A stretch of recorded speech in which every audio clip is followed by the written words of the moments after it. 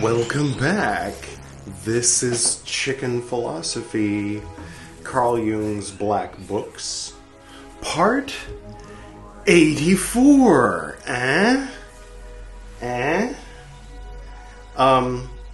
If you're not seeing the red and black, this is a red and black episode. I'm red, or I used to be. Red is the color of Gwydion on Chicken Philosophy, but I'm in my blue period, so it's sort of a retro thing. Anyway, Carl Jung's Black Books is black, obviously. And if you're not seeing the little lights from the front of Kit from Knight Rider, then I know it goes by rather quickly at the beginning of every episode, but if you're watching on your phone and it looks like this, you gotta click right there. Then you can see the bottom. Well, it hasn't gotten to there. The point is, yes, please do that, because otherwise you're watching like less than 2/3 of the screen, and it's... David Lynch didn't like the idea of people watching movies on phones, and I don't like the idea of people watching my videos when they're only seeing this much of the video, or however it divides it. There's stuff up here, there's stuff down here, so please.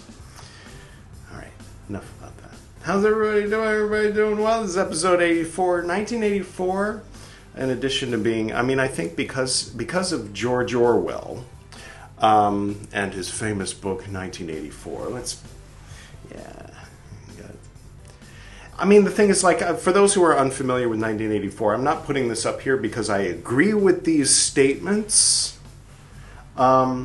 These are like, the party line, like these are the, some of the slogans or propaganda or, short, pithy, MAGA type phrases that the fictional fascist, British, whatever government was going on in the book 1984, their slogans and stuff like that. And it's like, war is obviously not peace.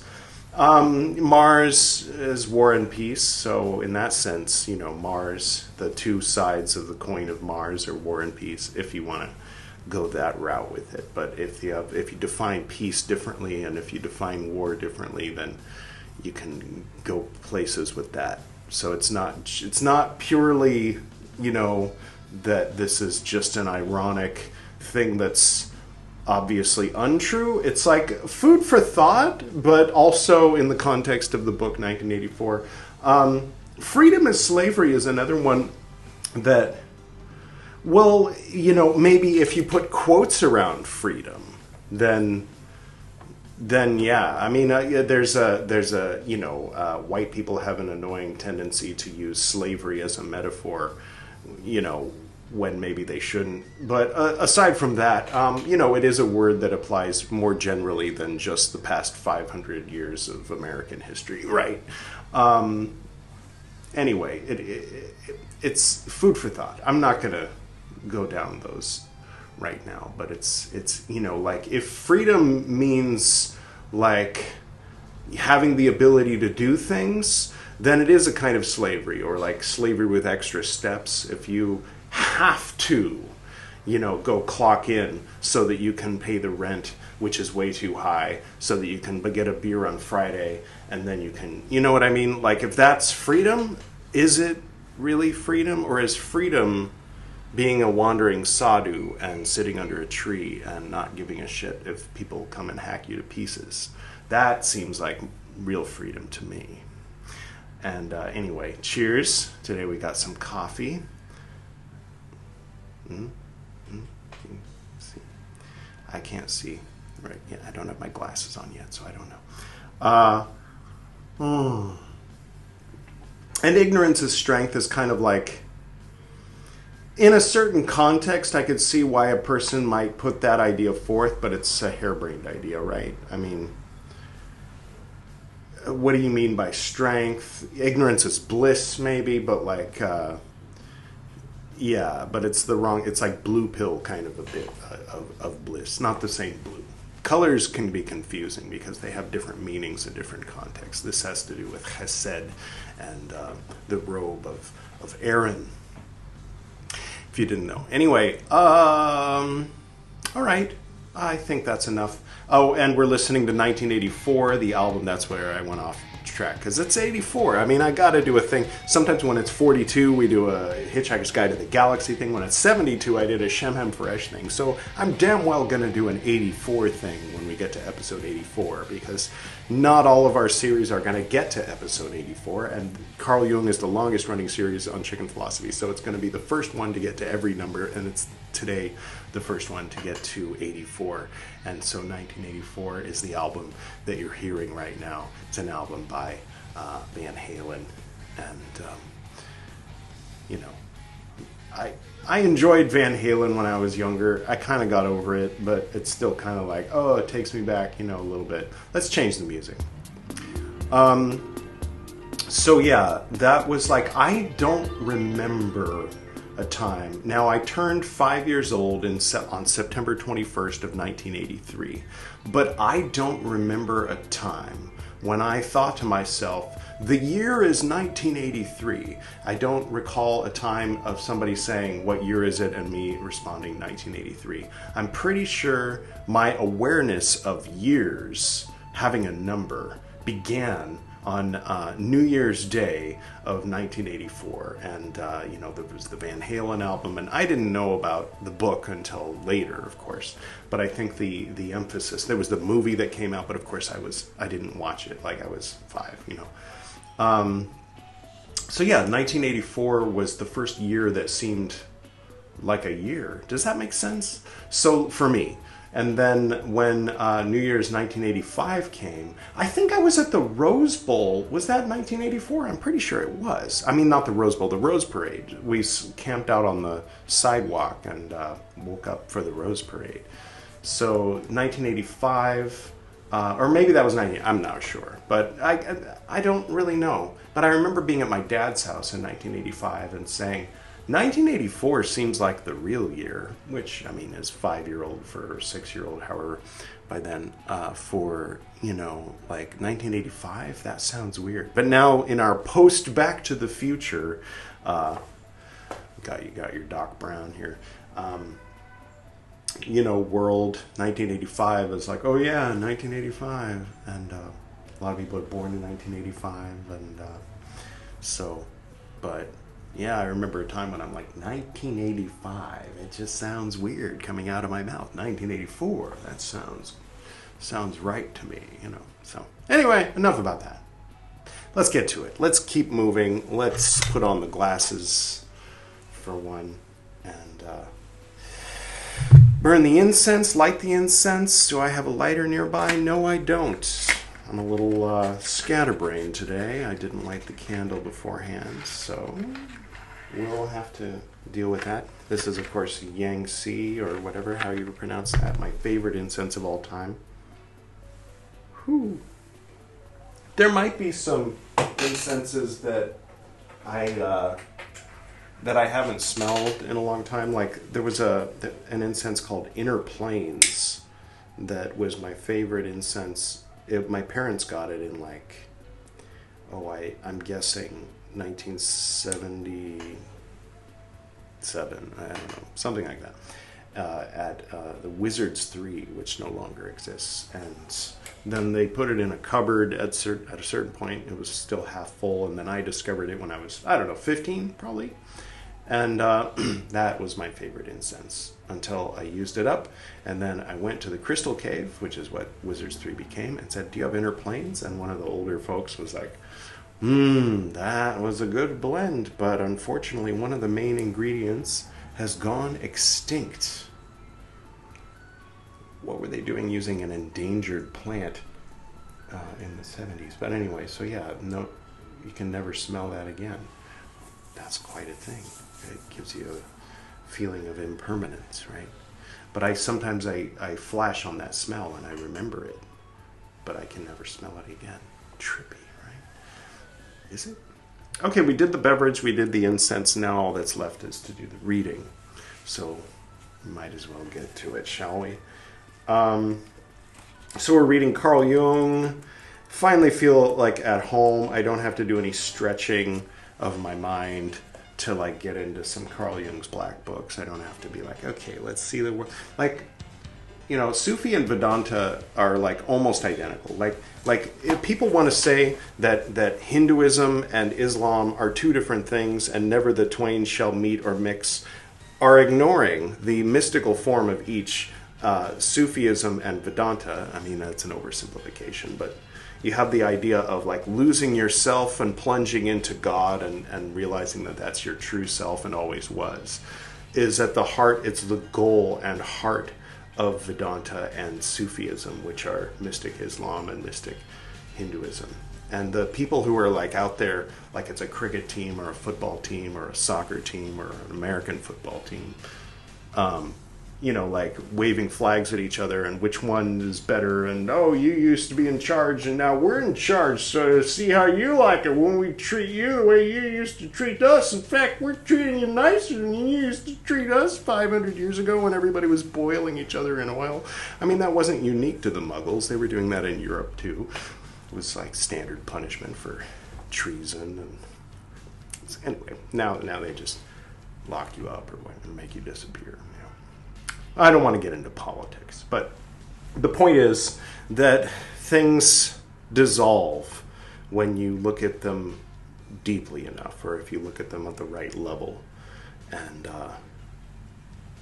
stupid people, you know, that whole ignorance is strength thing. Yeah, it's the wrong kind of strength. Like people who refuse to look beyond the most basic shit will insist that, yeah, but that's not there. You know, like the thing that we all agree on, which is plaguing the world and the human psyche and collective consciousness, bringing in some Jung.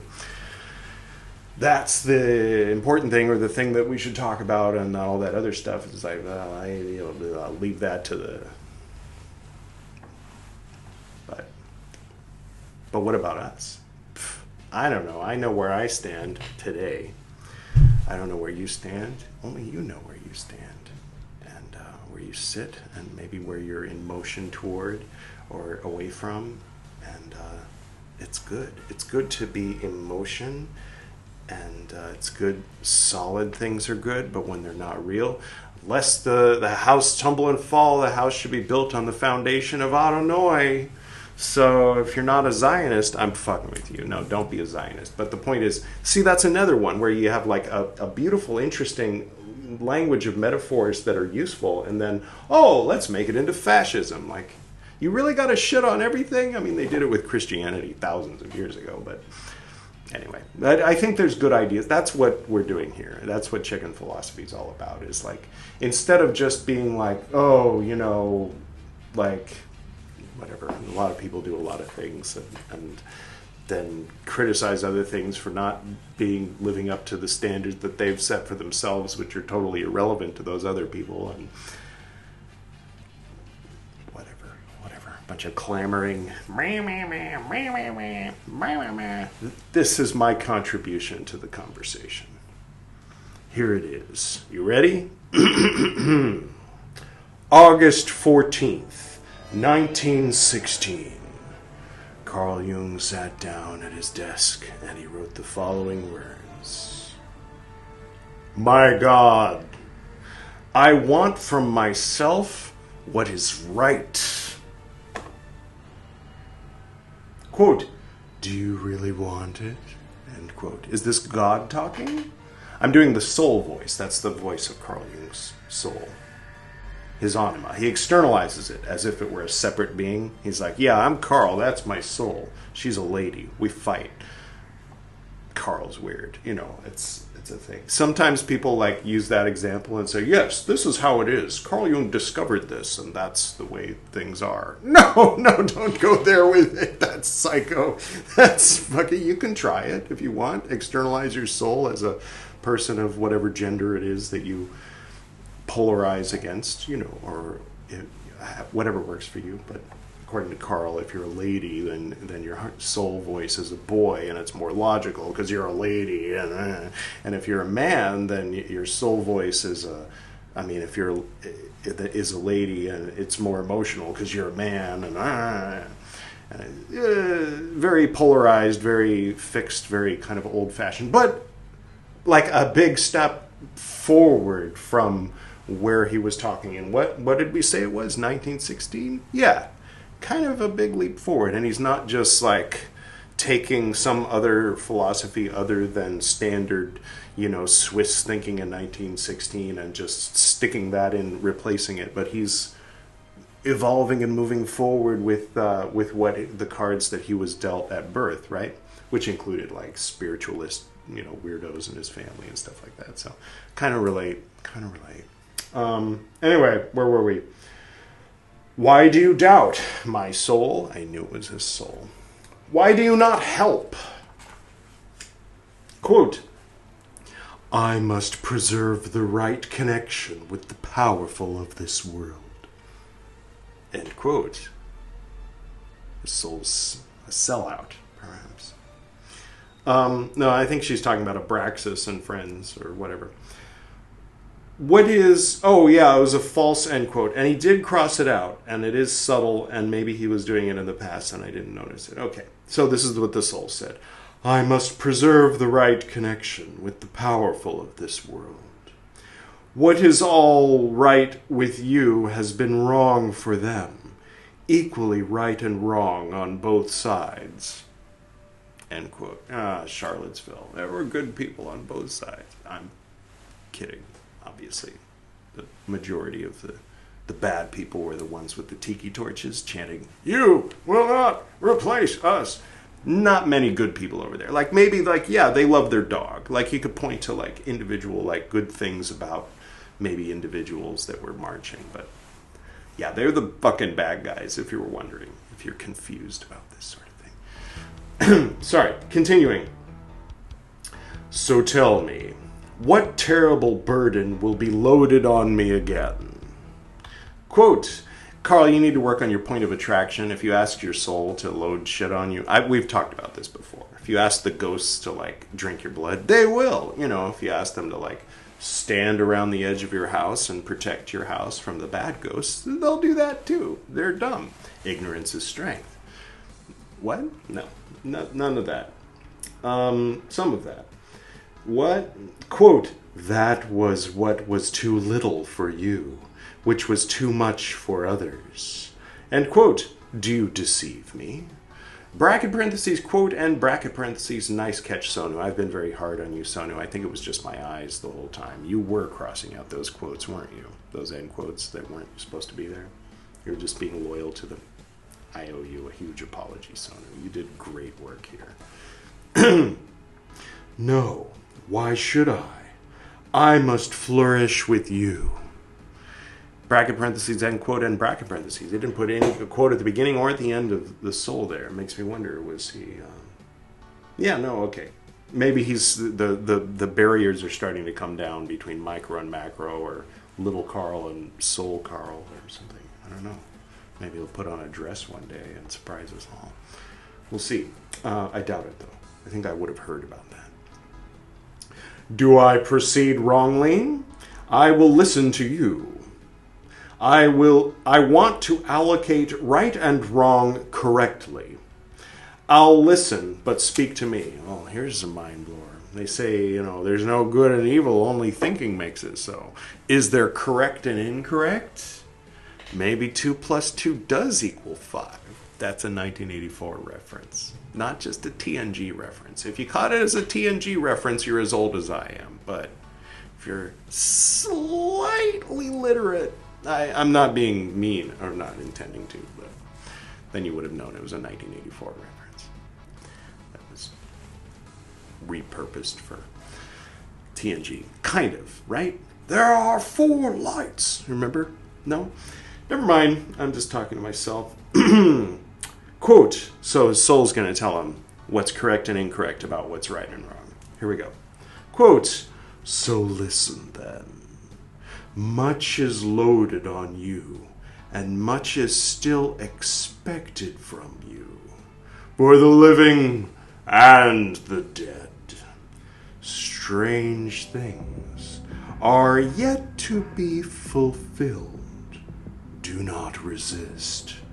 Good grows out of evil. You know, Nietzsche says, out of chaos comes order. Oh, blow it out your ass, Howard. I agree. Blow it out your ass. Howard, was that? Never mind. You dreamed that you were traveling in that happy land with the friend of your youth, the one who early on had a bad fate. He was like a brother to you, and it was often, his fate often, not often, often. That's how it's pronounced. They put a T in there because some idiot in the 1800s, never mind, this isn't about that. Doubt, not doubt. Debt, not debt. Debit is debit. Debt is debt. Debt. There's no B. Say it how you want to say it. I don't know. Languages evolve and take on various forms. Whatever. What? He was like a brother to you, and it was often his fate that stood warningly before you. Yeah. But do not forget how utterly different he was, and how he came to his fate completely differently. You avoided everything that he did. Recalling him upsets you to this day. That must be so. Therefore you dream of him, since you must be pressed down to the absolute minimum of your requirements. Otherwise you will not be satisfied by the highest measure. You have seen this in those who have had everything from you, and yet, because of this, they were not satisfied. If you yourself are frugal, you teach others frugality, and thankfulness for the meager. Above all, one is thankful only for the meager, never for the abundant. That's an interesting thing to ponder. People who have very little tend to share it. They'll give their last dime for a friend. But people who have lots will be like, oh, I don't have a dime, fuck off. Or, sometimes. Yeah, and gratitude. Oh, thank you for this cracker. Oh, God. As opposed to like, give me another cheeseburger. Oh, no thankfulness, right? I don't know. Maybe that's stereotypical. Rich people can be good people too. Poor people can be assholes and selfish. That's factual, though it sounds ironic. But anyway, it's true. I mean, do it for yourself so that you have the strength to solve the task. Not saying it's useful propaganda for someone trying to foment class hatred for the sake of, revolution or whatever. That's not what I'm trying to do. So if it's all these talking points, no, they're just shit coming out of my head. They're, Anyway, end quote. Sonu quote. Are you with me? Quote, I am completely with you. End quote. I don't remember what they're talking about. I was just saying some other shit. But anyway. All right, cool. So he's getting his soul on board with being right by God, getting right and wrong, growing right out of wrong, and all that good stuff. Cool. Let's see where it goes. August 16th, 1916. Why do you anger me? You don't let me finally come to rest. How many days after his little... Oh, help me. 2 days. All right. So that I can do the necessary work. Why is this still going on? Speak, and don't always leave me in the dark about what you want. Today you have annoyed and harassed me again. You rob me of joy and take pleasure in torment. You yourself want to escape torment, and so you load it onto me. This can't go on. I want to know and understand. You must also bear your part. Speak. I will listen to you. Quote, Have you brought me enough sacrifices? Have you killed goats and geese for me? End quote. You are lording it over me again. What has empowered you? Out with it. I want to know. Quote, you did not pay attention. It was secretly taken from you. I stole it while you slept. End quote. Carl, we all on the outside noticed that your soul was acting like this, and then you commanded your soul to divide in half because you noticed that she was half evil serpent and half like divine mother. Then you were talking to mother for a while, and then one day you just woke up and started talking to this old soul character. She's the divine mother mixed with the evil serpent. By your definition. So this shouldn't be a surprise to you. Okay. What you did not, yes. What did you take from me? Quote, hardness. I made you soft and kind. This made me strong and brazen, since softness is a vice. Ha ha. I must still teach you how you should treat me. You must learn how to pay attention. End quote. When and where was this? Quote, on that exquisite night that gave you so little fun, none before and none after, just sentiments. That is fodder for us. End quote. You wicked daemon! Always ready to exploit human need. You tell me, how could you feed on sentiments, and with it my hardness?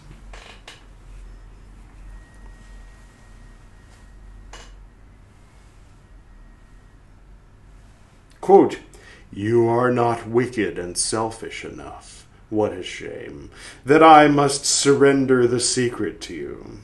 You do not give to buy. Fool, you give for the sake of giving and think that thankfulness will do it. Never. That is sentimental. As a consequence, we will become fat and violent. End quote. You devil, I will yet beat you against the wall. Quote, do it if you can. You must still get on with me. Be thankful that I surrender my trade secrets. End quotes. So give back my hardness. Give me back my hardness. I've lost my mojo. Out with it. I will no longer be your fool, you cursed hanger-on. Quote, what will you give for it? End quote. You see, once again, my blood. Not goats and geese, but myself. There is no better ransom. Carl, you don't know how to haggle. You should give something small. Like the wax from this candle. There. Now give me my hardness. And so the wax from the candle, I want the wax from 2 candles. But if you start with my blood, there is no good. You always jump into the Jesus thing. Well, I guess I, like Christ, will surrender myself on the cross of ultimate suffering. And why every time, Carl? Quote, almost too much. You are too kind. For the sake of that little hardness, perhaps you should also only stamp a bit. Then it would have been here immediately. End quote. So you long to that species that becomes more brazen the more it receives? You belong, so you belong to that species that becomes more brazen the more it receives? How commonly human you are. It seems you are in need of fasting? Certainly. Once more, I forgot that post-Christianity has begun, when souls enter the cloister and tie cords and fast. God have mercy. Yes, my dear fattened Christian soul, I realize that my virtues hinder you from the cure of my soul. Become good. Christianity has made you into a monster. The witch trials could already have taught us that. Damned foolishness of these people. They should have roasted their souls. Instead, they grilled their own flesh, and with this they fed the paunch of their souls. My God, let it not come to pass that my work, my goal, is devoured by souls.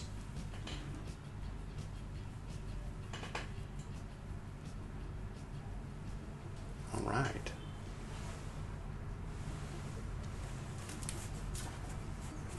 Okay. So a month and 3 days later, September 21st, 1916, my negative 62nd birthday. It is black, utterly black. The ground of suffering is not exhausted. Therefore I come to you, or to you other invisibles, and sacrifice blood for you, to loosen your tongue, and make you speak to me and tell me what you demand from me, so that I can bear life. Let me hear. Is it you, my soul? Speak then. Quote, it has been a long time since you spoke to me. Too long. 1 month and 3 days, to be exact. But here lies one ground for your suffering. You waited too long. Yet that's not all. What is it with the old man whom you slaughtered? Not her, sure who she's talking about. Perhaps he was right? How? End quote. I agreed with him. As much as he was entitled, rightness is on my side too. But what about him? Quote, what he said about sexuality. Do you believe it? End quote. Certainly. But also the other, since it is also true as truth can be. Quote, truth? Now that is a beautiful old word. Is there more where that came from? End quote. Stop mocking. If I ask you, it doesn't mean that I unconditionally surrender myself to you. So what is with sexuality? Quote, for you, it is close to the heart. End quote. Naturally, what do you want with it? Quote, you want with it? End quote. Stop this torture. You know better. I want to hear from you how I can raise myself again. I can't live this way. Give what you've got. Quote, time out. Not so fast. Slower is better. End quote. I see the truth of it. So do I, Paul. So do I. Sorry. What? You gruesome devil. Give me my life back. What do you want from me? Quote, your heart. End quotes. So even the heart isn't blood enough? Quote, no. Your heart. Your whole heart. You no longer need a heart. I must have your heart. End quotes. So take it for all I care. I am desperate enough. But give me my life in exchange. What will happen to my heart with you? My heart with this soul? So maybe then you'll be better. Or will I learn to hate my heart because you now have it? Quote, this isn't the soul, he's quoting someone else. For out of the heart proceed all evil thoughts, end quote. Okay, there's a footnote. Matthew 15:19. Not a very good biblical scholar. I should have been like, oh, wasn't that Matthew? Anyway, so even that will become true. Am I then master of my feelings and free of them? Quote, be patient and watch. I like to watch. So do I, Peter Sellers. Chancey Gardner, or Chance the Gardener, depending. It's a good movie. Being There. Well, who? What? Yes. Be patient and watch, as it will come to pass that you have given me your heart. Perhaps I will then become good. End quote. Oh, that's an interesting, just a little thought game. If we suppose that a person can, by losing themselves and plunging into God, become truly themselves because they always were God, then is that not just another way of saying that a person can remember who they truly are by letting this false self, this temporal self, dissolve? And that sounds a little less scary. Maybe it is more scary. It depends on the individual, I think. But yeah, if you can just drop, if I could drop being Edward, Gwydion, BT, whatever, and just be, and not identify with my thoughts, with my words in the past, with my words in the present, with the possibility of words in the future, and just accept that as an outflowing, unfurling, flowering of the seed, which is the actual beingness, and then get behind and realize that words like beingness themselves are distractions and red herrings, and find a place of inner stillness and silence, and not need to call it stillness or silence, not need to call it emptiness or void, not need to call it God or Brahma, not need to call it Allah or Jesus. Yes, all of these things. So the point is, if Carl gives his heart to his soul and his soul becomes good, is that not just another way of saying Carl allowing his soul to be in the first person instead of the second person? Being able to accept and identify as his soul, and his soul has a heart, and it's the heart of Carl? Right? Because usually people say heart and soul as if these things are already connected. But Carl's like, hey, soul, you crazy lady, I'm not giving you my heart. Okay, you can have it. You know, like, he's going through a process. That's for sure. What? Yes. So that even something good will come from you? Hardly believable. However, I will wait, but as you know, with little hope. Quote, patience. Some resolution will come about. Your heart gives me strength. End quote.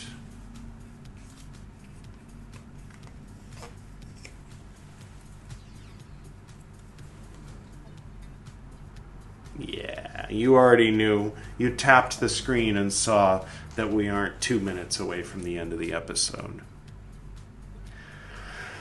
Okay, so 4 days later, 4 days after my negative 62nd birthday, back when I was negative 61, going on negative 62. September 25th, 1916. There was a solution. Life returned. I am happy and thankful. I must tell you this, but there is still much pain, hardness, and cruelty in the air. Dark guilt, anxiety, heaviness, and oppression. How much comes in the air? How much comes in from this terrible war? Oh yeah, there's a war, right? Yeah.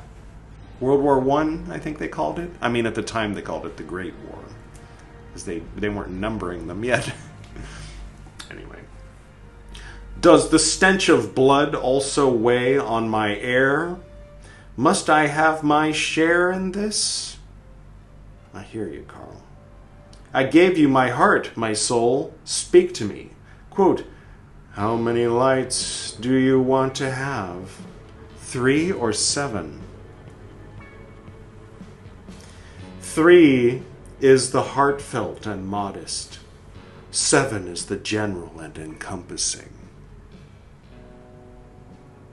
End quote. What a question, and what a decision. I must be honest, my mind goes for the 7 lights. Quote, so you want the 7. That's what I thought. That has broad scope. Cold lights. End quote. That's what I need. Cooling, fresh air. Enough suffocating sultriness. Too much anxiety and too little breathing room. Give me the 7 lights. Quote, the first light designates the pleroma. The second light designates Abraxas. The third light, the sun. The fourth light, the moon. The fifth light, the earth. The sixth light, the phallus. The seventh light, the star.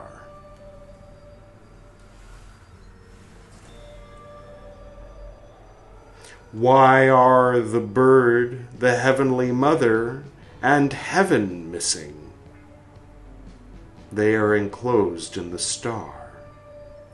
When you look toward the star, you will look through them. They are the bridges to the star. They make up the single 7th light, the highest, the floating, which rises with the roaring flapping of wings. Oh, phew. Released from the embrace of the tree of light, with 6 branches and 1 blossom, in which the star, God, lay slumbering.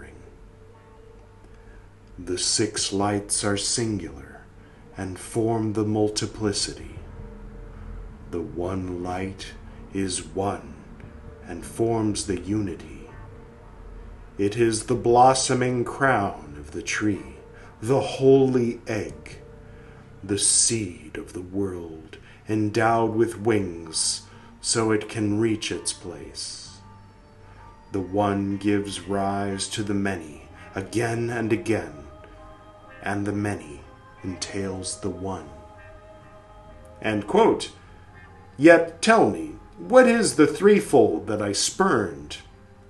That is 3 wives, daybreak, midday, and night. Woman, your fate, you escape them. End quote. Rightly or wrongly? Quote, rightly. Since you do not deserve to be suffocated by women, as you were not suffocated by me. You see in me what woman is for man, a snare and a ladder to heaven. Chaos is a ladder. Women aren't chaos. It's sort of a joke. Never mind. I'm not intending to go into agreement with Carl Jung's old-fashioned thinking, but it might fit for some. It's anthropologically interesting for me in 2025 to see what he was hallucinating in September of 1916. But at the same time, I'm kind of...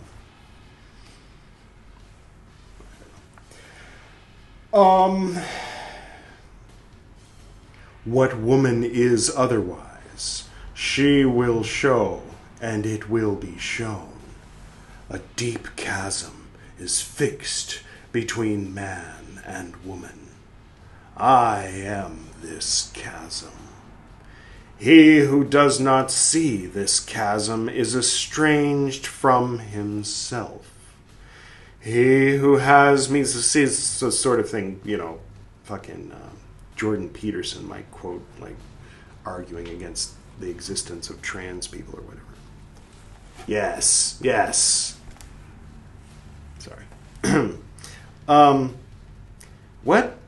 He who sees me sees the abyss that lies between, that cannot be spanned by the soul. Separation brings about longing, and only longing unites. Those who are distant love one another. End quote. A thing can be true in some contexts and problematic at the same time.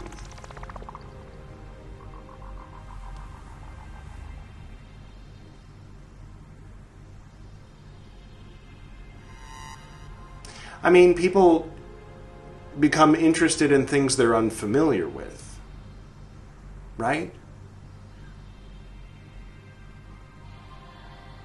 Whether you're talking about cultures or music styles or perhaps genders.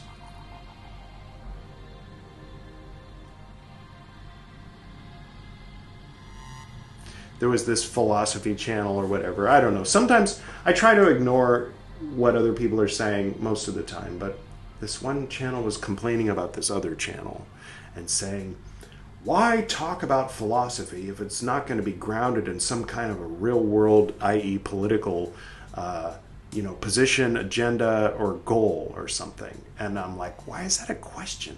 Why are you asking that? As if that's a question that everybody else should be asking. You're the one asking it. Like, you can answer that one for yourself, buddy, about yourself. Don't draw us into it, Because the other channel where the guy was like, what is ethics really? Is it selfish to be selfless, or is it selfless to be selfish? And it's like, so the other guy was complaining like, yeah, but where are you going with this? Are you going toward a right-wing talking point, or why aren't you, if you say that, then you're not going in agreement with my left-wing talking point. And I'm like,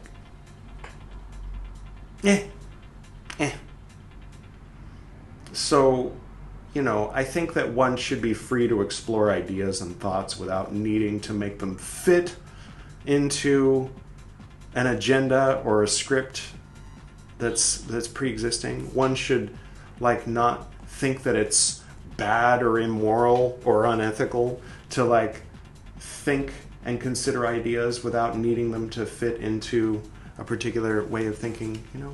Compassion is compassion. Cruelty is cruelty. If you're thinking in a cruel way, then the fruits will be cruelty. If you're thinking in a compassionate way, the fruits will be compassionate. If you strive for a neutrality, what does that mean? Does that mean half cruel and half compassion, or ignoring the spectrum, or what? If you're neither left nor right nor center, then what are you? So what's the point? What did that have to do with what I was just reading? The symbols of man and woman and being locked into a particular moment in time and cultural conversation about the separatenesses of men and women. I mean, obviously, when women are all wearing dresses and all, physically separated and doing their own thing, and men are all wearing suits and ties, and they're the ones with the jobs, you know what I mean? Like back then, 1916, then that's a conversation that makes sense. And so you might think, the world is like men and women, and they're always different, and they're in two separate spaces, and they go to the bathroom in separate spaces, and this kind of thing. And if you're a man and you want to go into the ladies' room, then we're getting into wait a minute, what is this? Is this related to our present day political conversation? It's maybe, I don't know,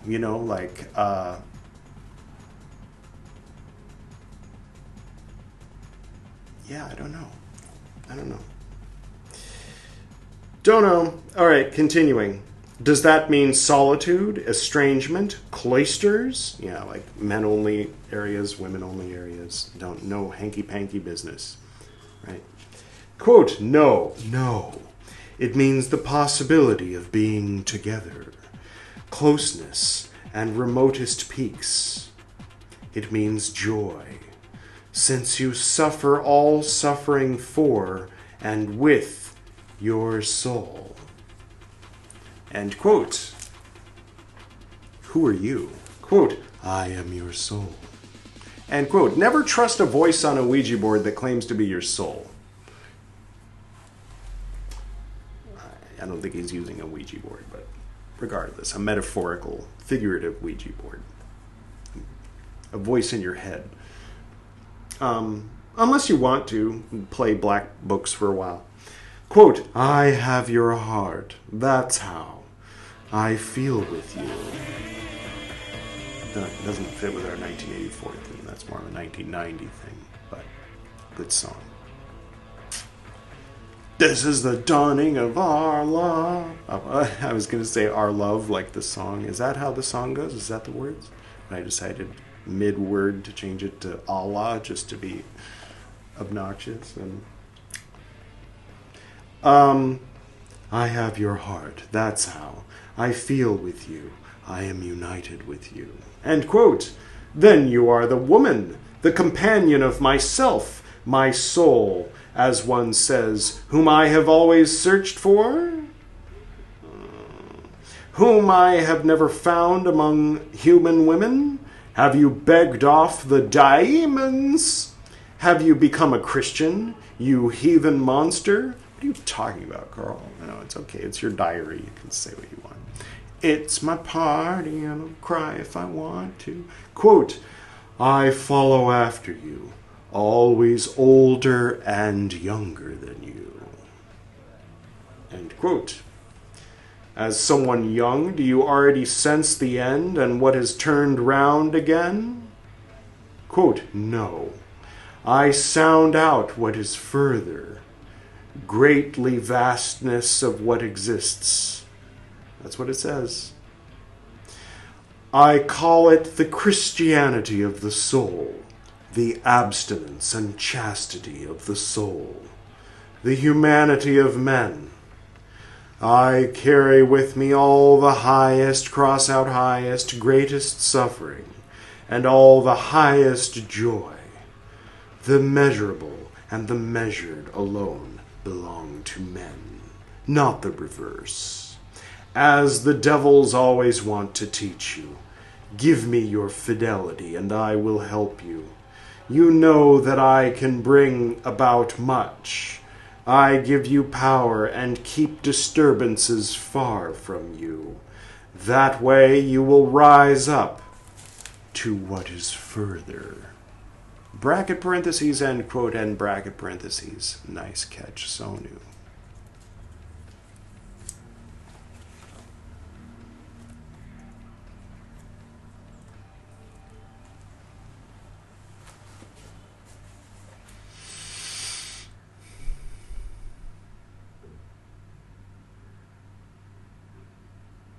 May you be free, if but for a moment, of the need, want, or desire, attachment, or impulse to want the external world to be a certain way. May you be free from the little voice that says, but if it was really compassion, then wouldn't I want it to be another way so that there wouldn't be so much suffering for other people? Yeah, but maybe like a 5-minute break from that. Can you take a 5-minute break from moaning and wailing about the world? Long enough to like notice your neurotic behavior? Not talking to you. I am talking to you. No, I'm talking to people in general. And see, by doing that, I am exemplifying my desire for them, i.e. the external world, from my perspective, to be something other than what it is, to decrease the amount of suffering, but a different type of suffering than what they're moaning and wailing about. Some of them, the ones I'm thinking of at the moment. So, for 5 minutes, I shall let go of that. Just for 5 minutes.